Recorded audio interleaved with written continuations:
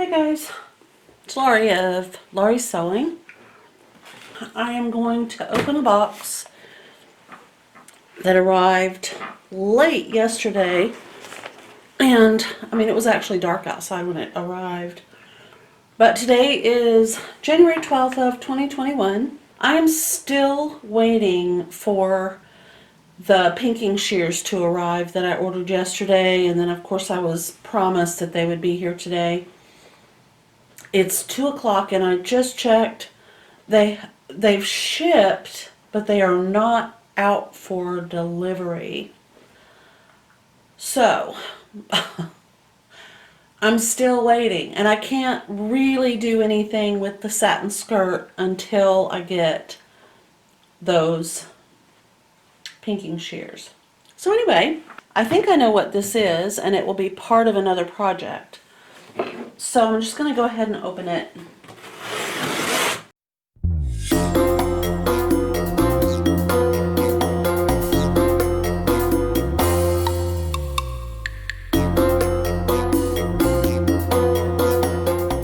So I think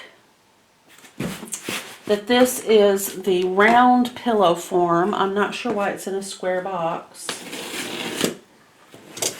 Woo! It's trying to escape.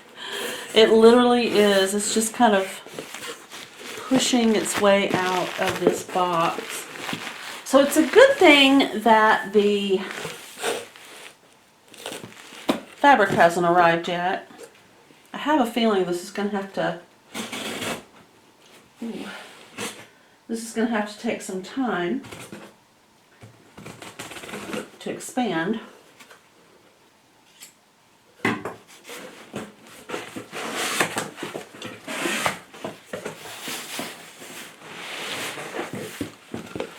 There we go.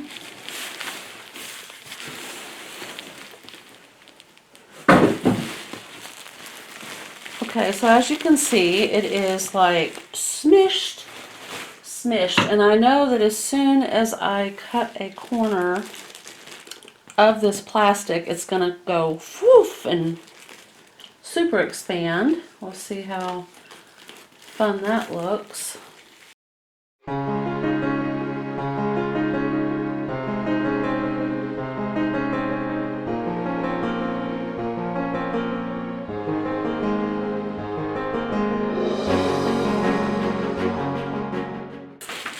Here it is. It's pretty big. I'll back you up so you can see what I'm talking about. Oh, except you're stuck. Hang on. I got it. All right.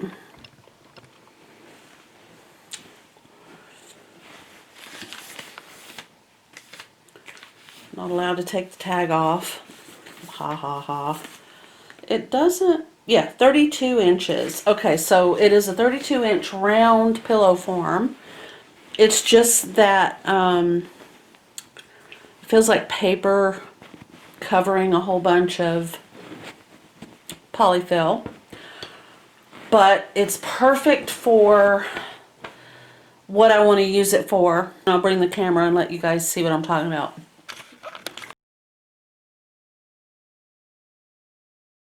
This is where I plan to use it. It has this lip, and if you try to rest your foot, or something on it, it hurts. So I'm going to cover this round pillow with a gorgeous fabric that I found that I think will look really pretty, and I may not leave it there all the time. I don't know. I hope I don't step on the sewing needle that I dropped on the floor and cannot find.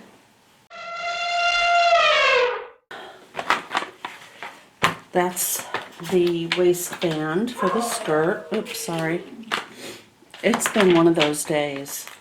I'm just going to say it's actually been one of those weeks. Today is Wednesday, and it is January the 13th, and Wednesday.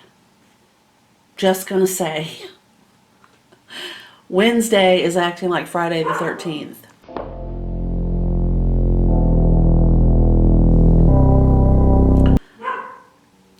We had a huge storm blow through here last night. You may have seen it on the news. January the 12th of 2021, Snohomish County, Washington, huge rain, huge wind, trees down, power out. It's been crazy. We're gonna try this. Okay, so as you know, I finally got this right here yesterday.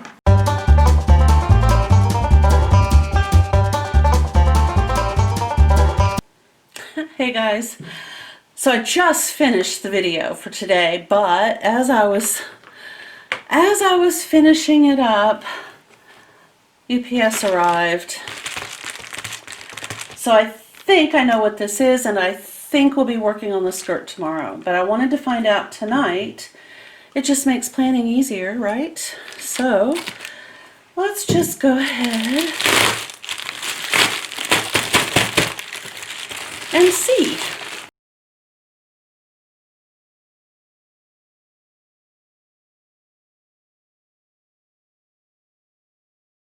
Okay, so there's that, but I honestly thought they weren't going to show up today.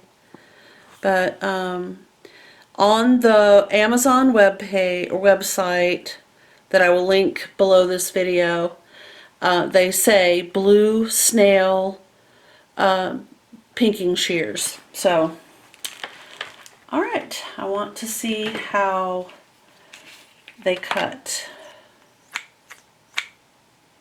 I'm going to take a piece of fabric how about this piece right here, since it's the scrappy piece that I've been working with all along, and we're going to see how it cuts.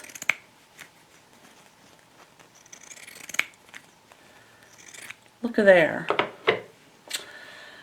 Beautiful. So I feel very confident that I can cut the waist around this. This is the waistband.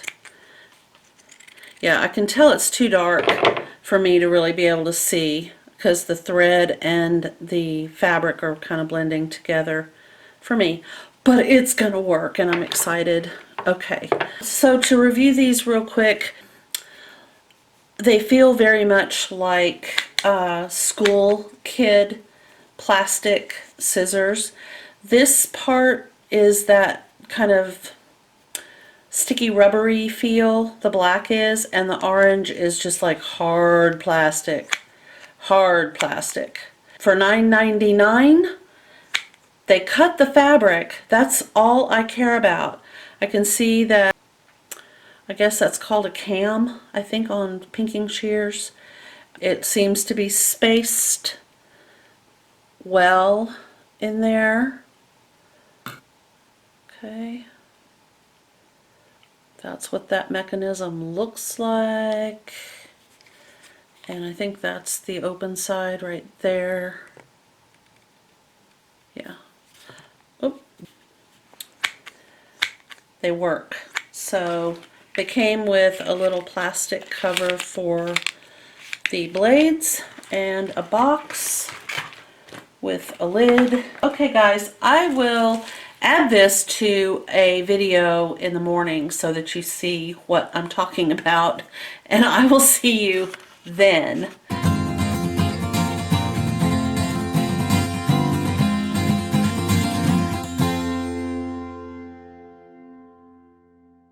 And now I can finally trim this flat-lined waistband. I think I'm going to do one of my favorite hacks. Hold on, I'll be right back. Okay, so I just taped a little fabric basket that has a stiffer type lining, so it'll stay open and not flop, flop over or flop down. It's got a lot of body. I taped it to my table with just plain old Scotch tape, and then I put the lip of my cutting mat on top of that, and then my secondary cutting mat is on top of that. So that while I'm trimming all these little pieces off of the waistband, I can just, you know, swoop them in. I can just, you know, kind of swoop them in like that. Okay? Alright, so I am going to stay as far from my stitching line as possible.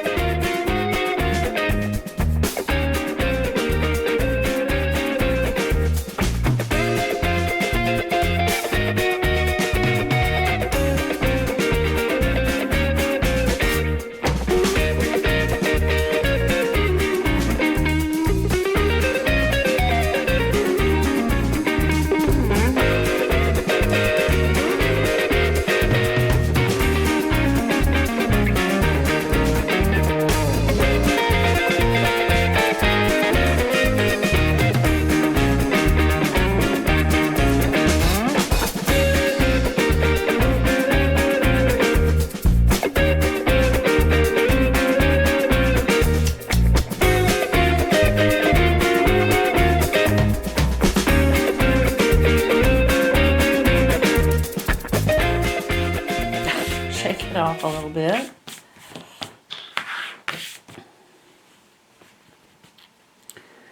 Excellent.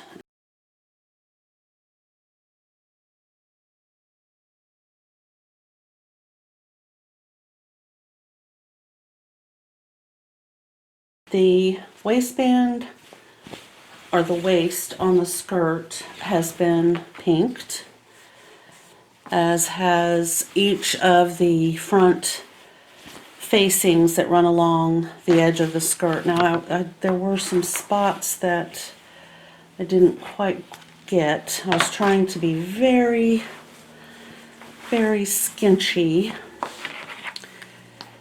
So I will have to try to... I was doing this over on the ironing board because I have a white press cloth on my ironing board, and it just makes it easier. Sometimes makes it easier to see. And I think there was, yeah, there was a little tiny spot right at the very bottom edge down here on the other side that needs a second pass. Okay.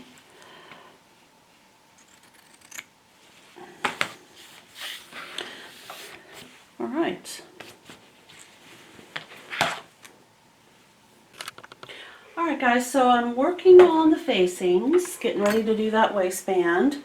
I've put a piece, just kind of pieced out some interfacing. Again, it's just that medium weight, fusible interfacing. The facings are, you fold over 3 inches of the front, and that will be the facing. So for me, the best way to measure, just trying to keep all this out of the way, is I'm not even going to worry about this because my interfacing is not perfectly cut. So I'm going to take my ruler, and it is 3 inches this way, and then there's my 3-inch mark right here, and I can just kind of, you know, line it up like so, and press. So I am using the high synthetic setting on my Aliso. It's not the coolest setting, but it's also not the hottest, and it will not scorch this fabric. I've tested it multiple times, but I wanted to use some steam because I have that fusible interfacing on the other side of the facing that I'm pressing down. We will be attaching the waistband, probably using clips, and I'm going to make a space here where I can see what I'm doing. I still haven't found the needle, and while it probably doesn't appear to have been hours and hours and hours ago that I lost it, it has been hours and hours and hours ago. Alright, so here it says we're going to fold in the front facing, which we've done, and then we turn it to the inside. Now I don't need to worry so much about doing this zigzag stitch because I have done the Pinking Shear treatment. You might want to, I'm going to look at it now that I've said that. I think it'll be okay. I really do. I think this is going to be all right. It's, you know, honestly, it's not a pair of jeans. It's not something that's going to get washed and worn and washed and worn over and over again. So I feel pretty confident that the way this has been treated with the interfacing and the pinking shears, it will be fine. Okay, and then we are to baste across these upper edges.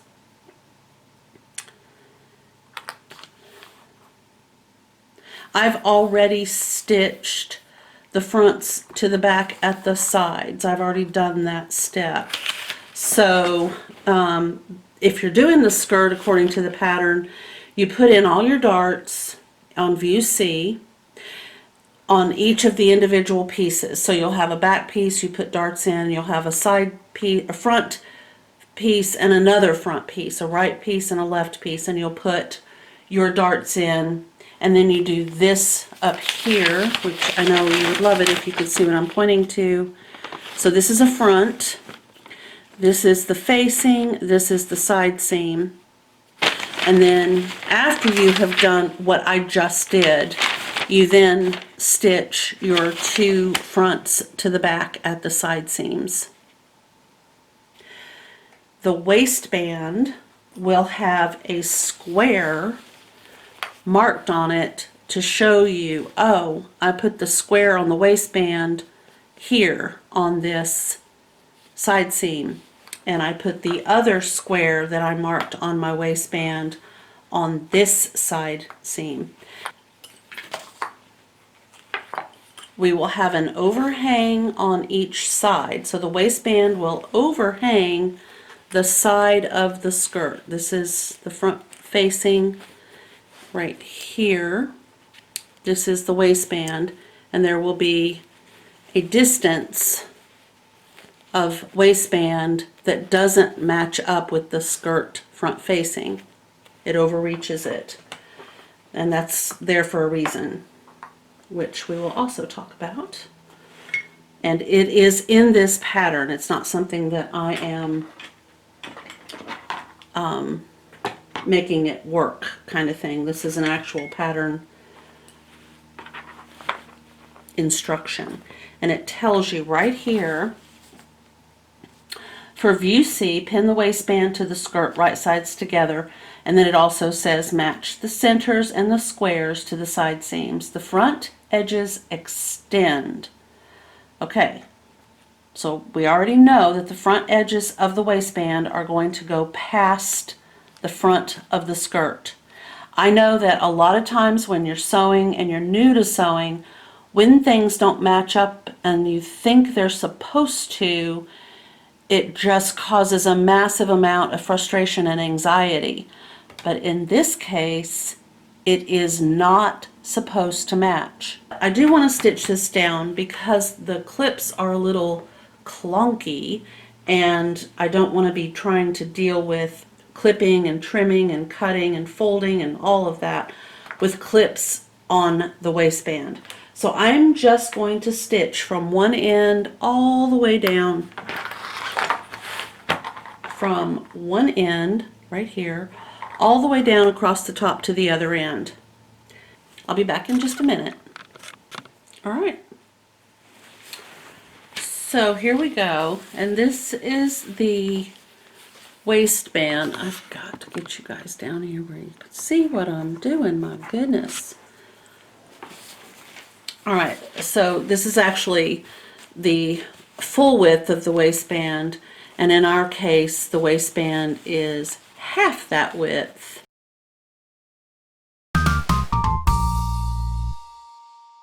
All right, so the waistband has been partially attached, and at this point, this is what we have. We have the waistband attached to the top of the skirt.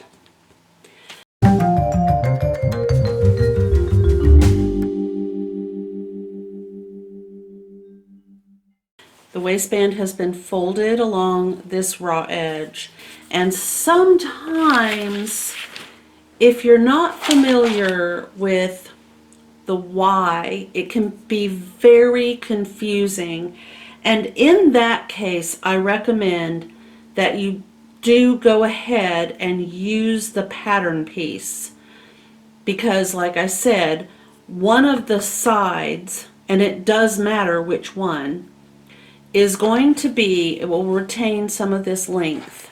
As you can see, it is way too long on this edge right here, and way too long on this edge right here. One of these will be folded in half, right sides together, like so, and stitched literally right along the line where the facing is. So you'll just stitch right there. The other one will be folded in half, right sides together, but there will be some length left, and it will be stitched about right here, which is about 1.5 inches or an inch, about 1.5 inches from this, from the facing. So one is stitched right along the facing edge right here, and the other one is about 1.5 inches out. Then you flip this direction, that's after you've clipped it, of course, and then hand stitch the facing, or the waistband down like so.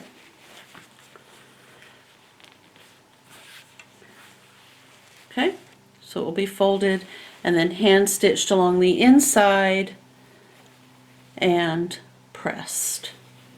And then the waistband will be finished, and basically, aside from doing the buttonholes and the hem is a little fiddly, which I will show you, but the buttonholes are, you kind of need to know how to do a buttonhole, whether you're doing them, you know, on your own sewing machine, or you're borrowing a sewing machine that has a buttonhole feature, or if you're just doing your buttonholes by hand. You'll need to know how to set up the machine to do the buttonholes, and to do the buttonholes at the correct size for whatever buttons you have chosen. Now the pattern itself, where did I put the pattern? Envelope.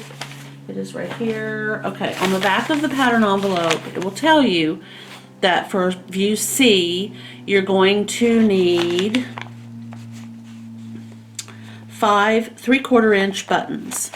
So if you buy 3/4 inch buttons, then you know that your buttonholes will have to fit a 3/4 inch button. But if you're a sewing rebel and you want to do things your own way, and you want to buy buttons that, you know, don't have anything to do with the buttons that were listed on the pattern, then you will have a different size button, and you'll have to figure it out. You'll have to say, okay, I've got to figure out how to make a button hole that will either be will either not be too small or too big for the button. The other issue that you have with buttonholes is what direction. Do you want them to run horizontally or do you want them to run vertically? And that's you know, on this pattern they are supposed to run horizontally, and you may decide that's not going to work. I need to make them go the other direction. And again, that's another little esoteric thing about sewing. Sorry about that loud clanking. But these buttons are 11/16, and that's also a 8mm button. So obviously I will have to make adjustments to the buttonholes. But anyway, the day has basically caught up with me. I have a couple of things I have to do for the rest of the day, but I am pleased with how the skirt is turning out. It is looking really, really good, and I think I kind of want to have Jessica come try it on at this stage. I want to make sure that everything is as it should be. I'm almost positive that it will be, but I don't like to be almost positive. I want to be 100% positive.